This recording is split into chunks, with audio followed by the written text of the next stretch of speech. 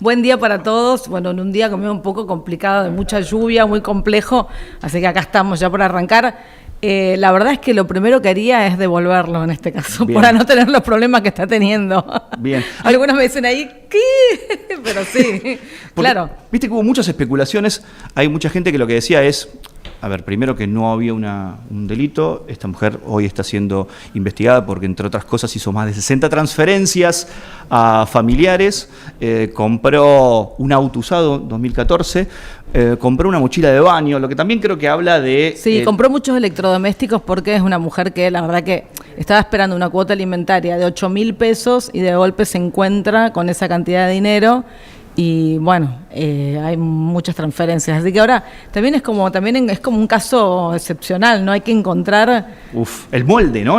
A ver, yo creo que hay como una intuición de que algo no está bien ahí, ¿no? Por supuesto. Agarrar y, no sé, ir y comprarse todos los pasajes que uno pueda comprar para viajar por el mundo o comprar 45 autos nuevos. Destaco, entre comillas, ¿no?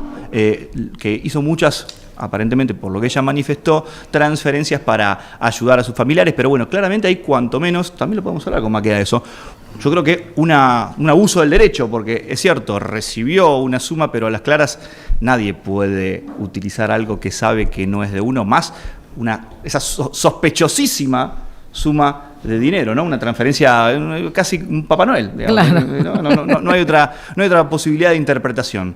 Así que bueno, yo creo que ya estamos en condiciones de hacer pasar al entrevistado, ¿te parece, del día? Me parece que sí, porque ya lo estoy viendo, no lo quiero hacer esperar más. Y la verdad es que estoy muy ansiosa y muy emocionada por hacer esta nota, así que para mí ya es momento de que comience. Adelante, entonces el doctor Juan Carlos Maqueda. Buenas tardes. Doctor, ¿cómo le va? Muy buenas tardes. Juan Carlos Maqueda, bueno, voy a hacer la presentación yo como Por corresponde, favor. porque Sí, parece claro. como que fue Juan Carlos Maqueda, ex juez de la Corte Suprema de Justicia desde el 2002 hasta el 2024, también fue diputado nacional por Córdoba en 2 oportunidades, también fue ministro de Educación, secretario de Cultura, fue diputado constituyente. Realmente cuando empecé a leer, y cuando empieza a leer y dice, bueno, tantos títulos, porque hasta tengo un datito de color que después en la nota lo voy a hacer valer, porque estuve justo con, incluso te diría que es una persona que estuvo en todos los poderes, en el Poder Judicial, en el Poder Ejecutivo y en el Poder Legislativo. Así que realmente es una persona con la que tengo muchas ganas de hablar de un montón de temas. Y la verdad que le quiero agradecer, primero que nada, que haya tenido la deferencia de venir a nuestro programa, de venir a Forum Shopping y de que esté con nosotros hoy acá. Un placer increíble. El gusto es mío, es un verdadero gusto. Muchísimas gracias. ¿Primer programa de streaming al que viene? Sí, la verdad es que no quiero afirmarlo, pero yo durante los 22 años que estuve en la Corte Suprema de Justicia, como había accedido con un perfil muy alto, porque era en aquel momento presidente del Senado y no había vicepresidente, por lo tanto yo ocupaba esas funciones, decidí bajar mi perfil total y absolutamente y me llamé al silencio y puse en práctica lo que los viejos jueces americanos que vienen de la política ya habían hecho antes, que era hablar por tus sentencias. Así que tuve mucho tiempo en silencio, y en este corto tiempo que empecé a hablar después que me retiré de la Corte, la verdad es que he dado una serie de entrevistas que no recuerdo si alguna pudo haber sido por streaming o no. La verdad que muchas gracias por venir, y realmente cuando nos confirmaron la posibilidad de que usted esté en este día, fue un día nos pusimos muy contentos y realmente estamos maravillados de que esté con nosotros. Así que agradecerle mucho. Y también, bueno, aprovechar, tenemos tantos temas, le quiero dar paso a mi compañero Bauti para que arranque él y después vamos siguiendo con toda la nota. Yo lo primero me pliego a todas las palabras de Alejandra, porque la verdad que es un enorme privilegio poder tenerlo aquí. Sabemos que estuvo 22 años, como bien señala, en silencio, en prudente silencio, incluso bajó el perfil en cuanto a lo académico, también para que no existan esas filtraciones. ¿Extraña algo de la Corte luego del 27 de diciembre de 2024, cuando dejó el cargo? Mire, yo ya venía preparado para retirarme, porque en un hecho bastante insólito porque creo, lo dirán después los historiadores de la Corte, creo que es la primera vez en la historia de la Corte donde a mí me notifican 9-10 meses antes, en marzo del 2024, la presidencia notifica que no me va a renovar el mandato que yo, cuando cumpla los 75 años, tenía que volver a pedir si lo quería. Yo todavía no había resuelto si me quería retirar o no. Faltaban 9-10 meses. Eso habitualmente lo hacen los jueces en los últimos tiempos de su carrera. ¿Por qué? Tiene que ver también con el estado físico, mental, con que se llega a los 75 años. Y bueno, ya al haberme notificado 10 meses antes, yo ya me hice a la idea de que me tenía que ir. Entonces, extraño mucho a toda la gente de la Corte, extraño mucho la vida activa que yo llevé en la Corte durante esos 22 años, pero la verdad era un ciclo cumplido. O sea, para mí, retirarme de la Corte fue un hecho natural. ¿Hubiese seguido? Me lo han preguntado varias veces y yo siempre hago esta reflexión. Si yo hubiera tenido tiempo de llegar, al final hubiera tenido que hacer una evaluación muy política. La primera evaluación que tiene que hacer uno es si el presidente, que es quien en definitiva envía el pliego al Senado, iba a tener voluntad de emplear el pliego mío, porque el presidente no me conocía, a mí tampoco. Y generalmente se envía a personas que pueden no ser de la amistad del presidente, pero sí de la consideración del presidente. Yo no sé qué consideración tenía el presidente sobre mi persona. Y la segunda era hacer una evaluación política si iba a tener los 2/3 en el Senado o no iba a tener los 2/3 en el Senado. Los 2/3 es un requisito que no existió siempre en la Constitución. Lo incluimos en 1994, donde las fuerzas políticas tenían un nivel de diálogo que hoy no se ve en la política. Los acuerdos parlamentarios estaban a la orden del día y se pensó en subir desde la mayoría absoluta a los 2/3, porque se pensó que un miembro de la Corte que va a quedar durante mucho tiempo tiene que ser elegido por una mayoría agravada que al mismo tiempo sea votado por hombres y mujeres de distintos partidos políticos y que no sea la representación de un solo partido político el que lo vota. Entonces yo lo iba a tener que pensar muy bien a eso. Era muy distinta la situación a cuando yo fui elegido para ir a la Corte 22 años después. No puedo asegurar nada en ese sentido. Bien. He descrito la situación como es, ¿no? ¿Y qué crees sobre la cantidad de miembros que tiene la Corte? Porque ahora hay un proyecto que presentó el senador Romero sobre la posibilidad de ampliarlo a 7 miembros. ¿Qué opinión tiene sobre este proyecto? Mire, primero voy a hablar un poco de mi experiencia personal. A mí me tocó entrar con una Corte de 9, después estuve en una Corte de 8, después mucho tiempo en una Corte de 7, después en una Corte de 6, después en una Corte de 5 mucho tiempo también, en una Corte de 4 y también en una Corte de 3. Y si bien es cierto de que en una Corte de 3 se hace difícil, porque los acuerdos tienen que estar permanentemente, la Corte tiene que estar acordando, porque si no, no puede sacar los expedientes, pero digamos que se puede funcionar con todos los números. Yo siempre digo de que no es un problema numérico el de la Corte. Es un problema de calidad humana y además es un problema de saber derecho, lógicamente, ¿no?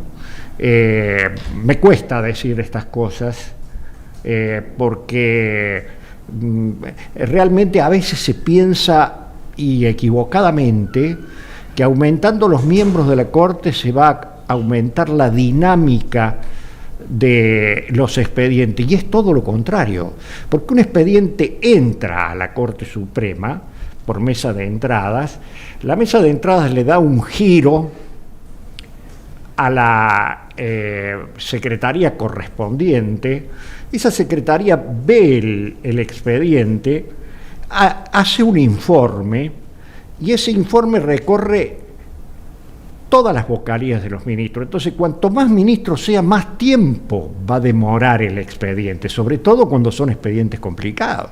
Claro. Entonces, eso hay un error que se agiliza. No se agiliza nada en ese sentido. No se agiliza nada. Y justamente hablando de agilizar y de lo que tiene que ver con los tiempos, quizás una de las cosas que más se habla hoy es de los tiempos de la justicia, de los años que lleva quizás un proceso, y también preguntarle si cree que la cantidad de procesos ordinarios que hoy llegan a la Corte deberían llegar o habría que limitar el número. No. Mire, la Corte nuestra, dicho en las palabras de quien fue el redactor de la segunda parte de la Constitución, José Benjamín Gorostiaga, que también fue 2 veces presidente de la Corte Suprema después, está basada en el molde de la Constitución norteamericana. Ahora, los norteamericanos, ¿cómo hacen para ver 80 o 100 casos al año? Y tienen un certiorari positivo que les permite que se publique una lista con los 80 casos que se van a ver en el año, y el resto no se da por ofendido porque la Corte no lo toma. También tiene un número como el nuestro, o sea, aproximado 8 o 10 mil causas le llegan al año, pero ellos toman 80. Si en la Argentina, con la cultura que tenemos nosotros hoy, se estableciera un certiorari positivo, que para mí es la mejor modificación legal, no hay que modificar la Constitución, simplemente con modificar una ley, o sea, eso se puede llevar a cabo, me parece que agilizaría mucho si la Corte pudiera elegir qué temas va a tratar, porque la Corte fundamentalmente tiene que tratar temas constitucionales, lo que se llaman temas federales, ¿no? Le llaman en el lenguaje de la jurisprudencia de la Corte. Yo lo que veo es que hay una desviación en el ejercicio de la abogacía de pretender que todos los expedientes terminen en la Corte. Una cosa es un expediente que tiene una arbitrariedad y una gravedad institucional, y otra cosa distinta es que todos los expedientes vayan a parar a la Corte. Hoy todos los expedientes van a parar a la Corte. Entonces, obviamente, se hace mucho más dificultoso el trabajo. ¿Y qué medidas cree que se podrían tomar para agilizar el proceso, para agilizar la justicia, para hacer incluso el acceso a la justicia más rápido? Porque creo que socialmente es uno de las cuestiones que más se reclama con respecto al Poder Judicial, de decir, ¿por qué estos tiempos? ¿Por qué no puede ser un poco más rápido? ¿Qué medidas se podrían aplicar? Bueno, es distinto el acceso a la Corte Suprema, que es sobre lo cual yo puedo hablar, que lo que es el acceso a la primera instancia. Son situaciones total y absolutamente distintas. La Corte Suprema está pensada también, según el modelo norteamericano, que se llega solamente por el recurso extraordinario o por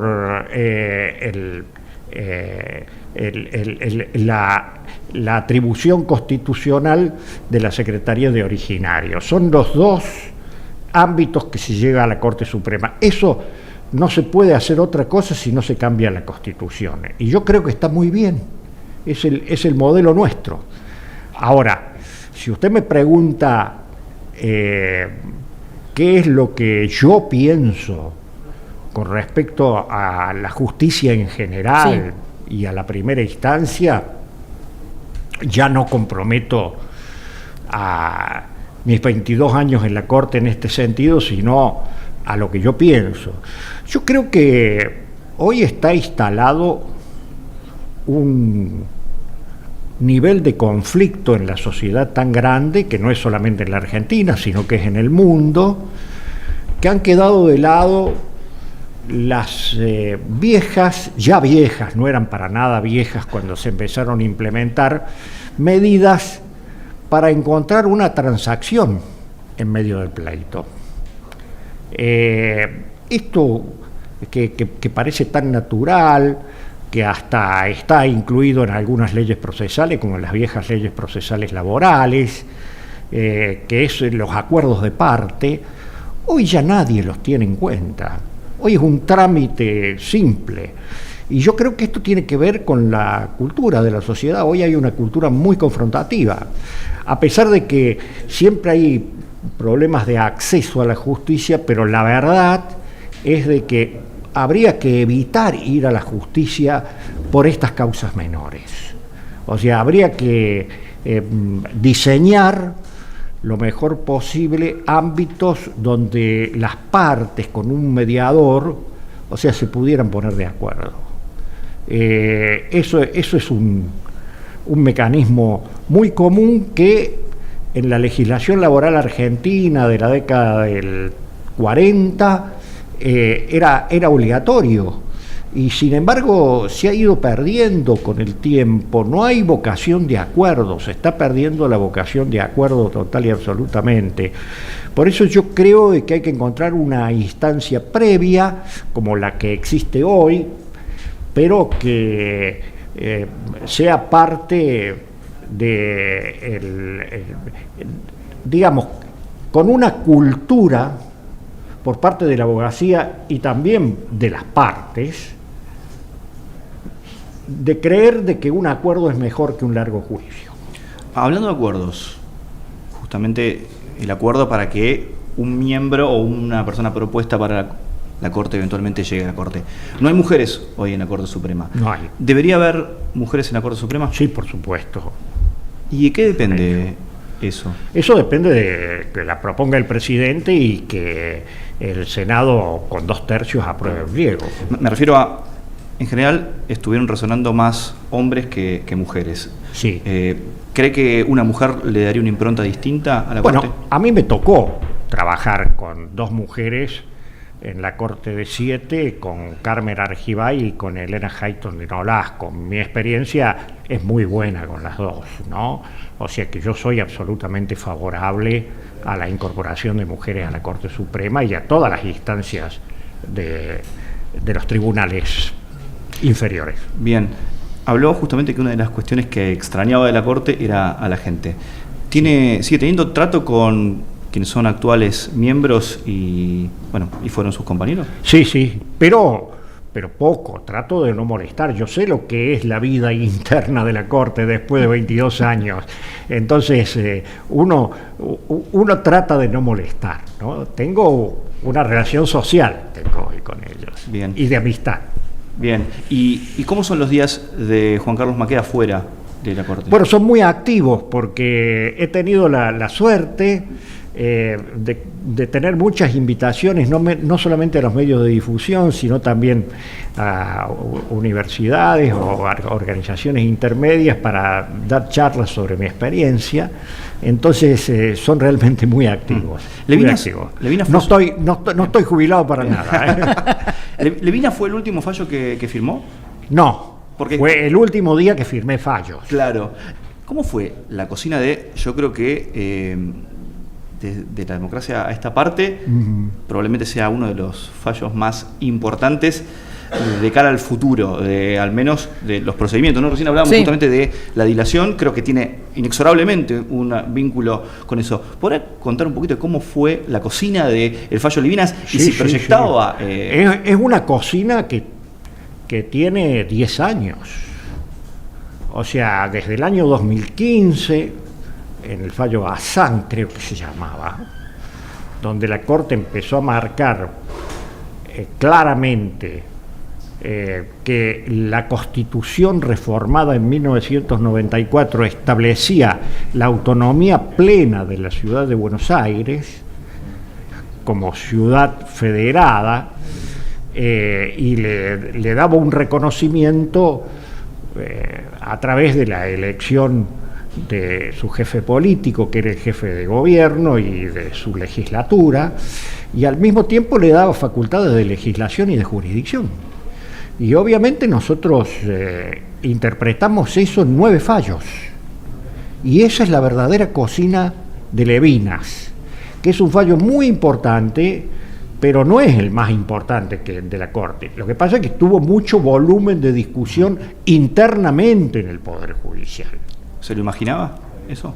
¿Y lo que pasó después, las repercusiones? Sí, hay mucho rechazo, hay quienes piensan, y que ha quedado graficado en lo que han expresado las cámaras después del fallo Levina, las cámaras nacionales, no las federales, ¿no?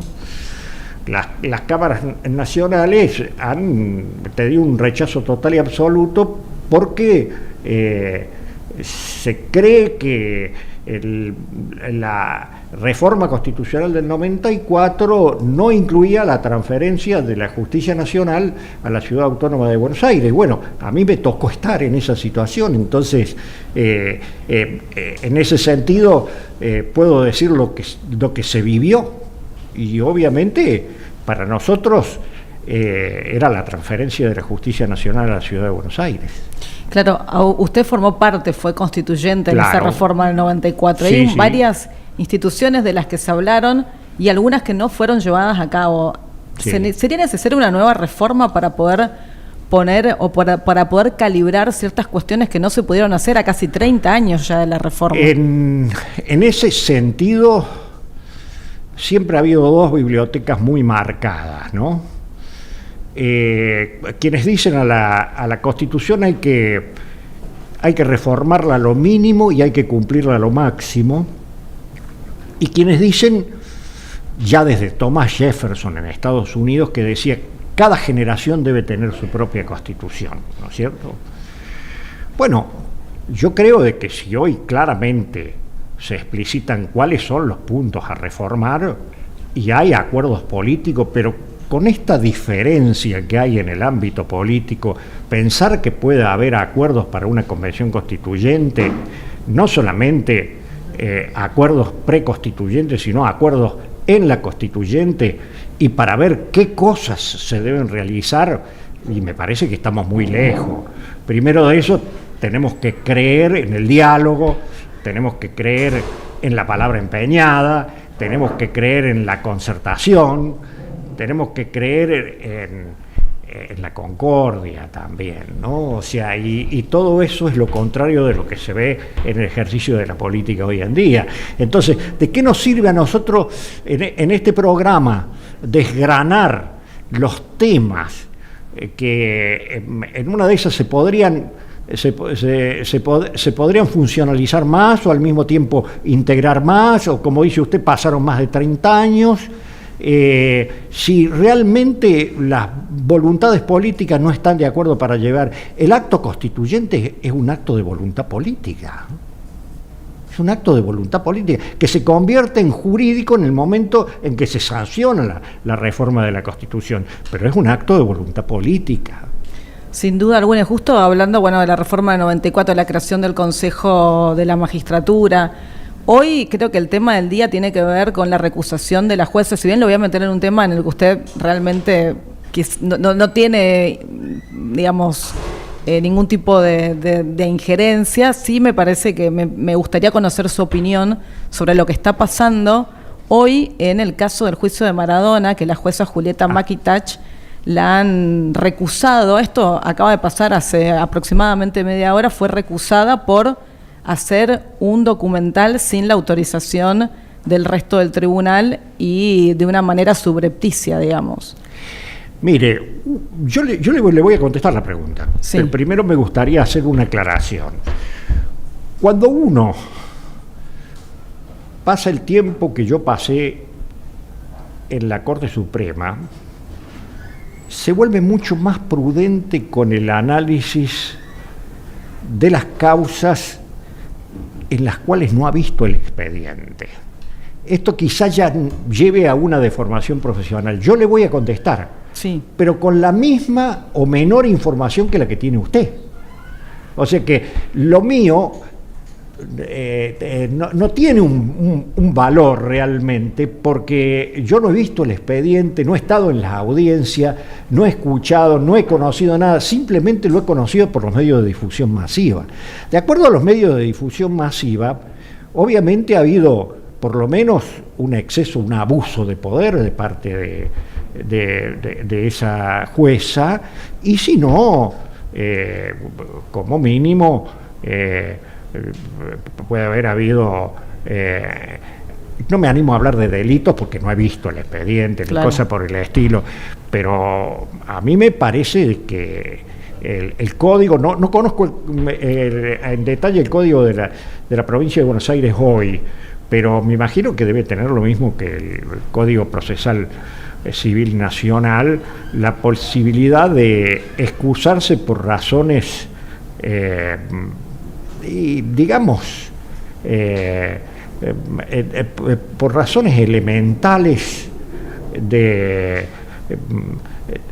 una razón elemental de decoro, para decirlo de la manera que lo dice el código. Yo no quiero agredirla a esta persona, no quiero decirle que faltó el decoro, pero me parece de que, como dice el Código Nacional, que uno se puede excusar por razones de decoro y delicadeza. Me parece que entra a juzgar en este caso y que ella tendría que evitar el conflicto, por más que se sienta agredida personalmente, porque volver atrás ese juicio es un papelón internacional.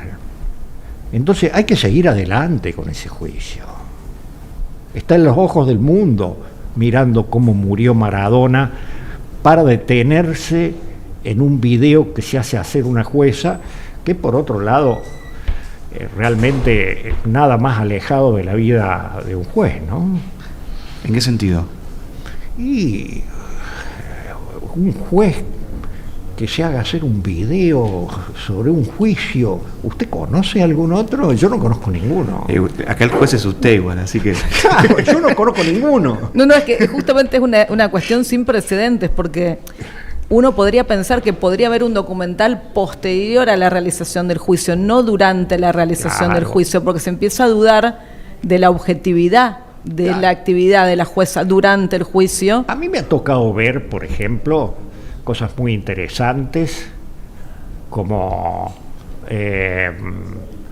películas que se hicieron sobre el juicio de Nuremberg, las películas que se están haciendo sobre el juicio de la Junta, hay una y otra más que... Pero realmente que alguien, aprovechando las nuevas tecnologías, se haga filmar un video para el día de mañana, eso no tiene que ver con la vida del juez. El juez, mientras está en funciones, tiene que tener un recato muy especial en ese sentido. Usted estuvo 22 años solamente hablando, a través de sus sentencias, sí, y cumpliendo con justamente ese decoro. Sí, sí. Una vez que termina la función se terminó su función como juez, empezó a dar su opinión y a poder expresarse. Empecé a dar mi opinión en temas generales, pero cuando usted me pregunta específicamente sobre un tema que está en debate en un expediente y en audiencias que no son públicas, y yo tengo que reconocer que mi información no es la del expediente, sino es la de los medios de comunicación. O sea que yo vuelvo a hablar para no dejarlos a ustedes sin respuesta, pero es como cualquiera que se informa en un medio de comunicación. Sin entrar concretamente en el expediente, pero sí eventualmente en una actitud que eventualmente todavía se está investigando en relación a la jueza. En un caso similar, o en un caso como este, en el que una jueza, en el medio de un proceso, se haga hacer un video y una serie de... ¿Qué cree que debería hacer un juez? Insisto, me remonto a sus 22 años de silencio versus una actitud de esta naturaleza, y me parece que no podemos...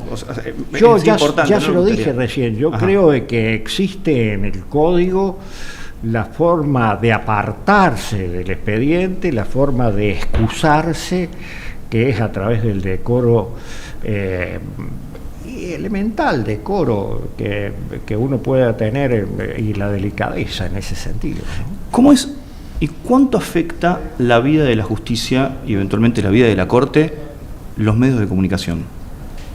Bueno, los medios de comunicación tienen una misión extraordinaria en el mundo moderno. Si usted tuviera los largos años que tengo yo, sabría que cuando nosotros éramos estudiantes de abogacía, la jurisprudencia de la Corte no se conocía. La jurisprudencia de la Corte se empieza a conocer a través de la difusión que le dan los medios de comunicación masivos. La jurisprudencia de la Corte es determinante la relación entre los medios de comunicación masivos y la Corte Suprema de Justicia de la Nación. ¿Como algo bueno? ¿Como algo malo? ¿Cómo lo ve? No, si yo estoy diciendo que no se conocía la jurisprudencia de la Corte. Yo estudié en una universidad en la década de 60, fines de los 60, comienzo de los 70, donde la jurisprudencia de la Corte era la cita de 2 o 3 fallos en toda una materia, no existía más. Hoy en día se hacen análisis específicos de la jurisprudencia de la Corte, y todo esto empezó con la difusión de la jurisprudencia de la Corte. Si no, era una tarea que los abogados, cuando tenían un caso específico, iban y consultaban en los tomos de la Corte. Tampoco existían la revolución científico-tecnológica que se ha dado en los medios hoy en día, ¿no? Ni existía el acceso en aquella época que se tiene hoy para analizar la jurisprudencia de la Corte, ¿no? O sea, yo creo de que han ayudado muchísimo los medios de comunicación con la difusión de la jurisprudencia de la Corte y la importancia que tiene. Antes, creo que ni siquiera en la prensa escrita aparecía mucho la jurisprudencia de la Corte. ¿Y qué crees sobre esta? Bueno, creo que también es una tendencia de la Corte y también de diferentes fueros de tratar de llevar esas decisiones, esos fallos a un lenguaje más sencillo para que el ciudadano lo pueda comprender. Sí. El doctor Rosati, el presidente de la Corte, presentó un proyecto que tiene que ver con la tesis con la cual él se recibió de historiador en la universidad, que es el lenguaje de los fallos de la Corte y la forma como hay que simplificar el lenguaje para llegar a todos, ¿no? Me parece que eso es una tarea, lleva años, Lleva años porque, como en cualquier profesión, ustedes les debe haber pasado como a mí, que escuchan hablar a los médicos y entienden la mitad de lo que dicen. Sí. Y bueno, también esto pasa en quienes tenemos que redactar sentencias, que nos acostumbramos a un lenguaje determinado. Hay que hacerlas más llanas, hay que hacerlas más cortas, hay que hacerlas más simples, hay que hacerlas más accesibles. Y bueno, todo eso es un desafío.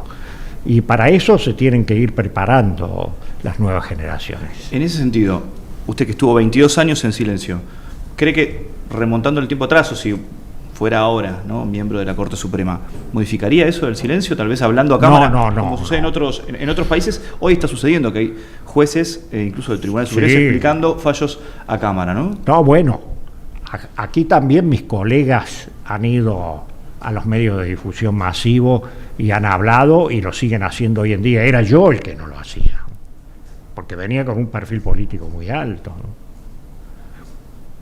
Sí. Y sentía que eso podía menciona el perfil político. Sí. Sentía que eso podía quizá quitarle eventualmente Credibilidad. ¿Y hoy cree que un juez que va a los medios puede perder credibilidad en una...? No lo veo. No se olvide que tiene que ver con las circunstancias. Yo venía de hacer toda mi vida en la política. A los 53 años entro a la Corte Suprema de Justicia de la Nación. Bien. Entonces estaba bastante acostumbrado a los medios de comunicación Sí, cuando estaba haciendo política. por supuesto. Pasar de una vida muy activa en lo público hacia una vida... Sí. Imagínese que en el año fines del 2001, cuando se da la caída de la Rúa, y viene la elección primero de Rodríguez Sá y después la de Duhalde, yo tuve que presidir las dos asambleas legislativas, que iban en directo a todo el país, todo el país estaba viendo qué es lo que pasaba en ese momento, o sea que yo tenía un altísimo nivel de exposición. Y aparte usted fue, presidente provisional del Senado. Sí. Y en un viaje que hizo, esto es un dato que tengo, que en un viaje que hizo en Duhalde cuando era presidente, a usted le tocó ejercer la función de presidente de la Nación, de hecho. Sí, o sea que fue presidente. Sí, en 10 oportunidades. Muchas. En 10 oportunidades que el doctor Eduardo Duhalde se tuvo... era situación de emergencia el 2002, pero al mismo tiempo había que cumplir con los compromisos internacionales que tienen los presidentes. O sea que en ese año, durante 10 años, yo también tuve que ejercer la presidencia en cortos periodos. Claro, por eso cuando hice la presentación dije, formó parte de todos los poderes. ¿Le quedó algún cargo? Pues justamente estuvo en la cabeza de los tres poderes. ¿Le quedó algún lugar que le hubiese gustado ocupar? No. La vida ha sido muy generosa conmigo, me ha dado mucho más de lo que yo pude haber pedido y sinceramente creo que quizá el cargo que más veces he ejercido ha sido el que más satisfacciones me ha dado, que es el de convencional constituyente, que he sido 4 veces convencional constituyente. Una en la Nación, 2 en la provincia y una cuando sancionamos la Carta Orgánica Municipal de la Ciudad de Córdoba. También en los 3 estamentos, ¿no? Nacional, provincial y municipal. Y bueno, uno como convencional constituyente se encuentra con una obra que empieza de cero, es como el arquitecto, el ingeniero o el peón media cuchara que ve la obra de cero y la ve terminada también. O sea, eso es inigualable. Eso después, en la vida política, es muy difícil que se dé en otras circunstancias. Hizo referencia a que sigue teniendo trato con los miembros de la Corte Suprema por temas sociales. Sé curioso, ¿sobre qué temas sociales que no tienen que ver con trabajo habla? No, bueno, hablamos de todo. Fútbol, no sé. El fútbol es un tema... Es un tema muy del cual hablamos mucho, porque bueno, nuestro presidente, el doctor Rosati, ha escrito 4 tomos con la historia de Boca Juniors. Bueno, yo soy hincha de River, el doctor Rosenkranz es hincha de Independiente, y bueno, es un tema que en la misma corte ha estado presente siempre. ¿Ah, sí? ¿Cómo se llega a un acuerdo después de eso? No, pero no es de mucha disputa, sino es más bien cambiando información, ¿no? A los que somos futboleros nos gusta eso. Bien. Me imagino después que era una acordada el lunes, después de que perdió uno, las gastadas habrán sido tremendas. Más que gastadas, o sea, los comentarios. Claro, ¿no? Sí, chistes. Sí. Hace poquito le dieron el premio Banderados de la Abogacía, sí, que también recibió con Gil Lavedra. Sí. ¿Qué implicó ese premio? Es una gran satisfacción. El haber recibido el premio Manuel Belgrano a la abogacía por parte de abogados por Argentina, para mí fue una gran satisfacción, porque era un premio a la trayectoria y un premio al reconocimiento, o mejor dicho, al reconocimiento a esa trayectoria que yo había tenido, y bueno, para mí es muy importante. Justamente el premio se recibió en Córdoba, usted formó parte, fue constituyente en reformas muy importantes de la provincia, municipal, también en la cuestión municipal de la ciudad de Córdoba. Sí. Yo le quería preguntar, en los hechos, ¿Argentina se cumple con el federalismo?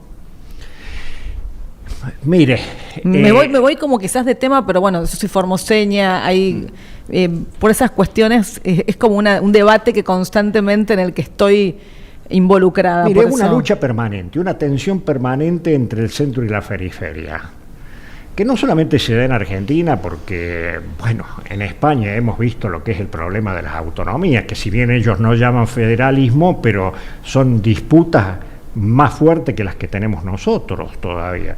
Y en cada lugar de Europa lo han ido solucionando más o menos de una forma distinta. El mismo Estados Unidos tiene unas tensiones brutales entre los estados y el gobierno principal, el gobierno nacional.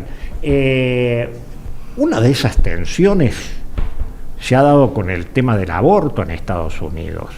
En la década del 70, una vieja sentencia de la Corte autorizó a nivel nacional a una mujer a realizarse un aborto, para decirlo más simplemente posible. Y ahora esta Corte actual, aquella Corte era lo que quedaba de la Corte Warren, que era una Corte muy progresista. Y esta Corte nueva, que es muy conservadora, que ha sido formada especialmente por Trump y por Bush, lo ha dado vuelta a eso, pero lo que ha quedado en el medio es el tema de los estados. Lo que da vuelta a esta Corte es de que ya no es más a nivel nacional que se debe resolver este tema, sino en cada estado. Es cada estado el que lo debe resolver. Los estados norteamericanos y el Poder Central tienen una tensión permanente. Bueno, en nuestro federalismo, para volver ahora al tema nuestro, no escapa a esto. Lo que pasa es que ha habido malas interpretaciones del federalismo. Yo creo que fundamentalmente del federalismo fiscal, que es el tema económico fundamentalmente, ¿no? Tal es así que la Constitución reformada en 1994 manda a que se sancione una ley de coparticipación federal dentro de un término de 2 años, y no se sanciona para nada, y hasta el día de hoy seguimos con la única ley de coparticipación federal sancionada en el periodo democrático, que data de 1987, 1988, que al mismo tiempo he tenido oportunidad de hablar con algunos de los redactores de aquella ley.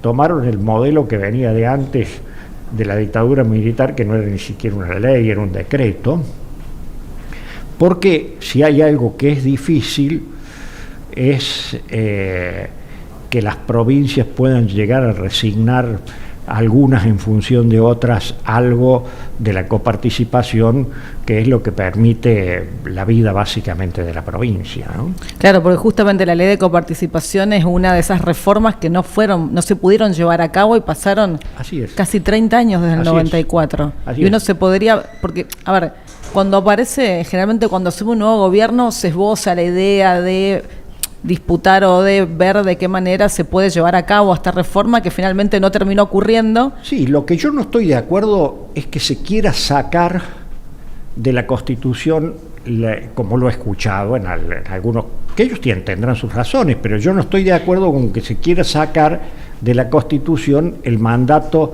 de una ley de coparticipación federal.